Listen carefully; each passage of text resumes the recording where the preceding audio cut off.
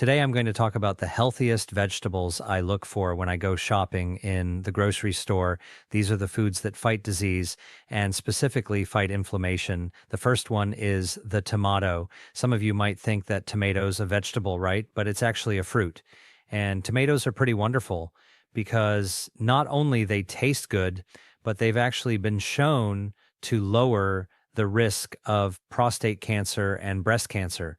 So how does it do this well? Tomatoes contain bioactives, and the secret to health in foods is often the bioactive. One of the bioactives in tomato is vitamin C. Vitamin C is a powerful anti-inflammatory substance. Another bioactive in tomato is called lopine, which is a carotenoid lopine. Does a lot of different things that are beneficial for the body. One of them is that lycopene protects our DNA against damage from oxidative stress, including ultraviolet radiation like sun damage. That's right, eating tomatoes with the lopine can protect us against damage the sun. That means kind of like sunscreen, but from the inside out. So sun exposure can damage your DNA. Lycopene protects your DNA against the sun damage. And you can actually eat tomatoes in order to be able to protect yourself and protect you from the inside out, from sun damage coming from the outside. Now, how do I like to eat tomatoes? I like to eat tomatoes raw, sliced into a salad. Absolutely great way to get great flavor, great hydration, and a vitamin C is really good. But if you want to get the most out of lopine, okay, that is that antioxidant. That's the one that helps to protect your DNA. You want to actually make sure you get as much lopin as possible. How do you get the most lopin out of a tomato? Well, you want to actually heat it, like cook it, saute it in a pan. And so you're actually cooking tomatoes like a tomato sauce, all right, like a sugo, and add a little bit of extra virgin olive oil. So here's what happens. The heat from cooking converts the chemical structure of lopine, okay, which is natural, into a slightly different chemical structure, also natural that your body loves to absorb. So when you cook tomatoes, you actually get more lopine that's easier for your body to absorb. Add a little bit of extra virgin olive oil. You know why? Because lycopene is what's known as fat soluble, which means that lopine likes to dissolve in oil. But you actually cook tomato sauce, the lopine converts into the part your body likes it, and you mix with the olive oil. Now it really gets absorbed into your body very, very easily. That's why, by the way, the Mediterranean diet is so healthy and it's got so many tomato recipes in it. Usually the tomato is cooked. All right, now there are many varietal of tomatoes out there. If you go to your grocery store in a summertime or you go to the farmer's market, it's almost overwhelming how many different types of tomatoes there are. You'll see so many options. So I always ask, which one should I buy, right? So if you're sort of looking from the culinary side, I'll leave it up to you to figure out which one tastes the best. But I'll tell you, when it comes to health, the best tomatoes are called San Marzano tomatoes, which is a kind of plum tomato originally from the town of San Marzano, which is on the slope of a volcano called Vivius near Naples, Italy. And you can often find San Marzano tomatoes grown outside of Italy. And you'll find these in the farmer's market or even the grocery store. But if you can't find fresh San Marano, you can easily find canned San Marzano tomatoes in the middle aisle of the grocery store. And it turns out that canned San Marzano tomatoes, whole or pureed tomatoes, still have the good stuff. The lopine and San Marano tomatoes just have higher amounts. It's one of the most potent when it comes to lopine. Another potent tomato that you can actually definitely find in your grocery store are these little tiny cherry tomatoes. They are like lopine bombs. They're really packed with the lopine. All right. So they're small, but they're really, really powerful. You actually want to cook with cherry tomatoes. What I like to do, I like to sear them. So you heat some olive oil, a little bit of garlic. All right. And when the oil is hot and flavored with the garlic, just throw some cherry tomatoes in there and you'll see them baluster pop and they'll start to cook down. Makes for a really wonderful tomato sauce. The next vegetable I want to talk about is a whole group of greens that are known as brasa. Now, brasa you might have heard of. That's because a bunch of healthy greens belong to them. Broccoli, rob kale, cauliflower, cabbage, called greens, mustard greens. Now, these brassica vegetables contain bioactives called ITCs. This stands for isothiocyanates, ITCs, And these are the bioactives that are responsible for the characteristic flavor of brassica vegetables. Little sulfurous, little sharp, slightly bitter taste. Bitter usually means better when it comes to your health, right? And that's what brassica vegetables do. So what do these isothiocyanates do in the body? Well, they are potent anti-inflammatory bioactives, and they also help to improve your circulation. They improve androgenesis, that your body's health defenses, and they can actually improve your immune system as well. And if you want to get the most of these ITCs from brassica plants, here's a couple of things you want to do. You can cook them quickly. Don't overcook them, or you'll degrade the ITs. And when you eat them and want to make sure they're tasty, right? You can only eat so much raw broccoli, which most people don't do. But if you blanch it quickly, saute it, then it actually becomes something really delicious. And here's what you want to do when you eat them. You want to make sure you chew them. And the reason that you want to chew your vegetables is that the ITCs, the good stuff, is locked inside the cell of the plant, right? Plants have cells just like humans have cells, but human cells are soft and squishy plant. Cells are rigid and box-like. It's like a shoebox, all right? And you want to break that shoebox open in order to be able to release the ITCs and other enzymes. So when you chew your broccoli, what you're doing is you're breaking open the shoebox containing the ITCs, and you're releasing also an enzyme canmosin, and this enzyme M-usinase breaks down the ITCs and generates sophanes. And the sophanes then go on to, when you swallow them, go on to stimulate your health defenses. All right. So this is how it works. Pick the brassica from the field, bring it back. You can blanch it, cook it quickly. My little tip for cooking brassica is if you want to cook it, it should be bright green, brighter than when you actually had them raw, and then stop, all right, before they start to dull in color. That's when you've overcooked them. That's why the old kind of school way of boiling your vegetables pretty much destroyed when it comes to broccoli. For example, you've just destroyed all the ITCs, all right. So how do I actually like to cook them? You can steam them. Get steam of broccoli. Like in 10 minutes, you're done. Okay, you can blanch them. Blanching, as I mentioned to you, boil some water, wash your vegetables, all right, like broccoli. Rob, quickly throw them into the boiling water, all right, and in 60 seconds, fish them out, drain them. You can even rinse them under some cool water. If you want to stop the extra cooking, it should be bright green, all right, then cut them up if you want. And then you can heat up a pan and saute them a wok to stir fry them, or you can put them into a food processor and puree them all right. And obviously, food processor like super chewing, you're going to get a lot of those ITCs out. All right, you can make a delicious soup or smoothie that way. Now, I actually like broccoli soup as an example. In my book, Eat to Be Disease, I had a whole recipe for broccoli soup flavored with oregano dried spice. Absolutely delicious. So you should check it out. The third disease-fighting food I want to talk about is the green bean. Yep, this is the legume that was once served from the can and baked into casero with fake fried onions, all right? But in many healthy cultures, like in Asia and the Mediterranean, as well as in Latin America, this bean, the green bean, is a staple food that also improves health and is really great for nutrition. Now, why nutrition? Well, it turns out that beans are packed with protein as well as dietary fiber, and we all need protein, especially as we get older. But this is actually a great source of protein, especially if you're a vegetarian, right? And green beans are known by their Latin name, in case you didn't know this, called Folus vulgaris.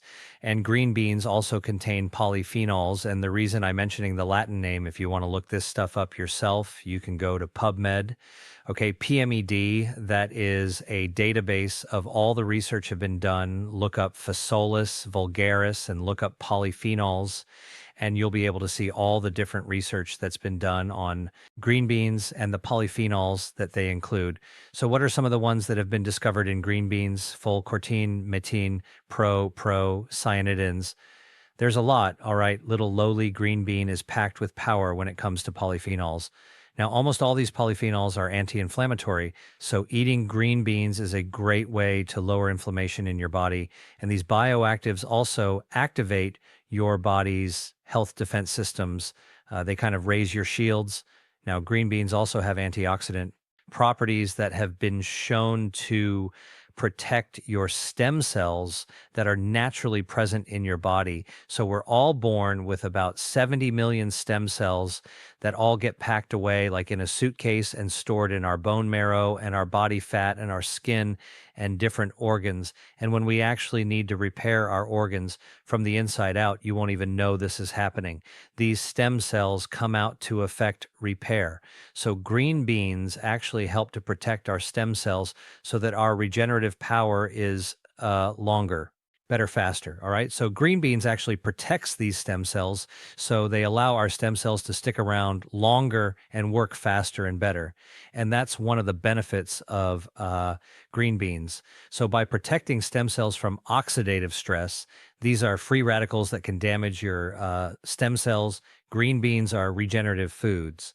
Now, in my book, Eat to Beat Disease, I also write about more than 30 other foods that actually can support tissue regeneration. So you're interested in regenerative foods, go get my book, EE to Beat Disease. You'll see them in one of the chapters, specifically on foods that stimulate regeneration. Now, back to green beans. You can find green beans in a can, but these are usually limp and flavorless. So I recommend that you don't use canned green bean, all right? Get them fresh when you get them fresh. They're like in separate beans.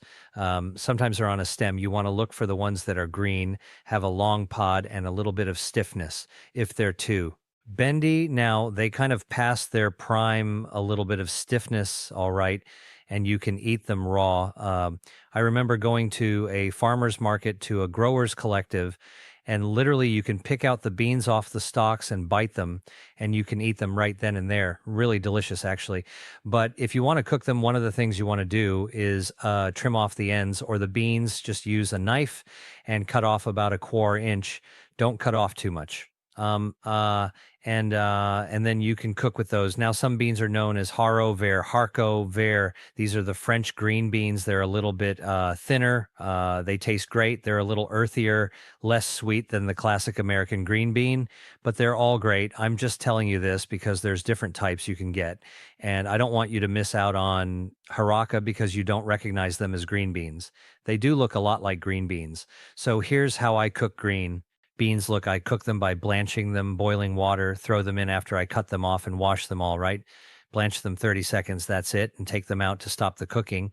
And then what you can do is you can saute them in a pan with a little bit of extra virgin olive oil or garlic, or throw them into a wok and stir fry with your favorite sauce, oyster sauce, soy sauce, a little bit of Shang rice wine.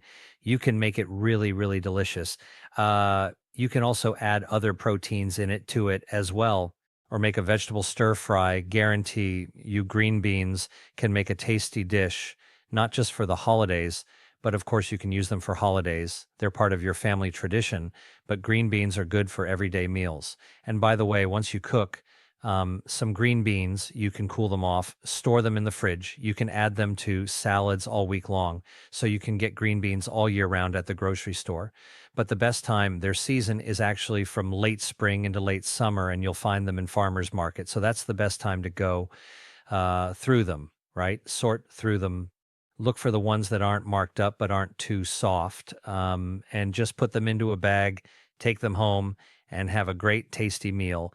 The next food we're going to talk about are mushrooms. Now, people are either mushroom lovers or they're not so big fans of mushrooms. I happen to love them. I love mushrooms in soups, stews, with pasta saute, on scrambled eggs, so many different ways to, so many actually make mushrooms.